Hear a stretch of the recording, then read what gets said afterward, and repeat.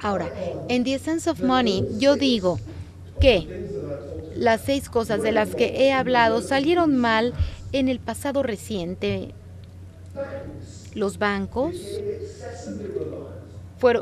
confiaban demasiado en las deudas para financiar sus operaciones. No solamente tomaban los depósitos de los ahorradores, sino tomaban prestado unos de otros. Sus estados financieros se iban financiando, se iban equilibrando con base en la capital, y así pues las hojas de resultados se iban aumentando y aumentando. Esta es una perversión del sistema bancario y de alguna manera lo hizo muy inestable. Ahora, otra cosa que ocurrió fue que el mercado de bonos se contaminó con activos tóxicos, cosas como deudas colaterales o algunos productos complejos financieros diseñados para verse tan buenos en apariencia como los bonos gubernamentales. Ahora, fíjense, en la crisis financiera hubo 12 empresas en todo el mundo, 12 que pudieron emitir bonos con una calificación AAA. 12 únicamente.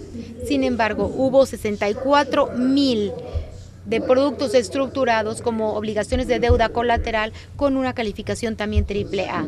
Entonces, la segunda causa de la crisis fue una contaminación con basura del mercado de bonos. Esta basura había sido maquillada como bonos AAA.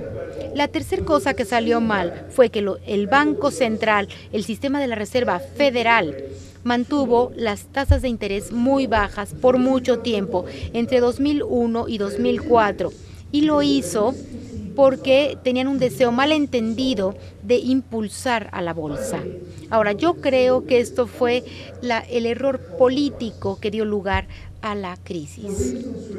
Por razones que siguen preocupándome, una gran parte de los economistas estadounidenses creyeron que no era el papel de la Reserva Federal preocuparse sobre las burbujas de activos. Debían de preocuparse más bien sobre lo que se llama el índice al consumidor. Lo que la Fed hacía era preocuparse por esa burbuja hipotecaria que se estaba dando en los Estados Unidos. Y a mí me parece que es la tercera razón por la cual se dio la crisis financiera. Hay una cuarta razón, y es que todos los seguros se volvieron locos. De alguna manera se volvieron locos porque la gente empezó a vender seguros contra cosas que no se puede calcular en términos de probabilidad.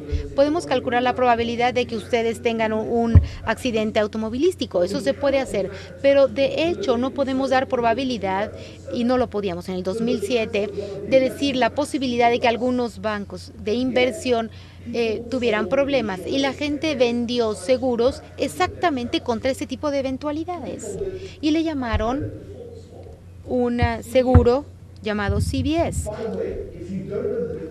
Si ustedes no saben la diferencia entre un CDS y un CDO y no lo pueden explicar a su hijita, entonces tienen que comprar mi libro. Pero bueno, la quinta cosa que salió mal es que todo el proyecto de la propiedad de bienes inmuebles se convirtió en una locura política compartida por los partidos de ambos lados.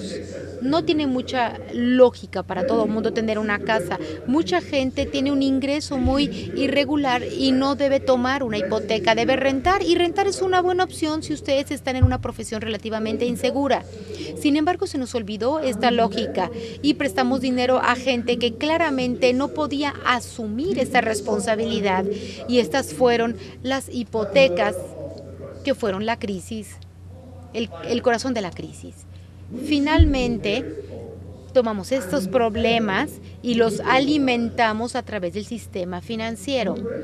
Y pudimos hacerlo porque hay algo que empezó a suceder, algo muy extraño. Normalmente en la historia los países ricos le prestan a los países pobres.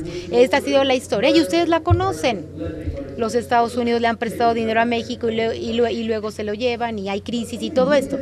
Pero lo que ocurrió en los últimos 10 años es que los países pobres empezaron a prestarle dinero a los países ricos.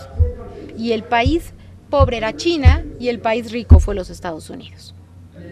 Y en muchas maneras, esta relación extraña entre estos dos países, que yo denomino Chai America, fue el corazón de la crisis. Al prestar dinero a los estadounidenses a manos llenas, los chinos prestaron, no sé, más arriba de trillones de dólares a los Estados Unidos. Los chinos permitieron que la locura que ocurría en los Estados Unidos pudiera continuar y pudiera ser más intenso, más loco que lo que pudo haber sido. Les voy a dar un ejemplo técnico, y dado que los chinos tenían muchos dólares y por sus propios motivos y para mantener débil su moneda, para que sus textiles fueran más baratos que los mexicanos, un efecto secundario es que acumularon dólares y el costo de prestar a los Estados Unidos aún así estaba bastante por debajo de lo esperado. Era como un 2% más barato prestar dinero a Estados Unidos que si China no hubiera jugado ese papel. Ahora, yo les dije que esto iba a ser aburrido, pero ya casi acabó. Ya lo sabían ustedes, jovencitos. Damas y caballeros, he tratado en la forma más sucinta desde el punto de vista económico explicarles a ustedes de dónde vino el sistema financiero y qué fue lo que salió mal en los últimos 10 años aproximadamente. Lo hago esto con bastante autoridad. Yo predije la crisis cuando la mayoría de los economistas decían que no ocurriría. Y la Essence of Money, en ese sentido, es un monumento al poder del pensamiento histórico, a la ganancia que recibimos, al beneficio que recibimos si pensamos en un contexto histórico, si tratamos de entender de dónde vienen las cosas, cómo deben comportarse y cuándo empiezan a fallar. Para un país como México, el dinero tiene gran significado.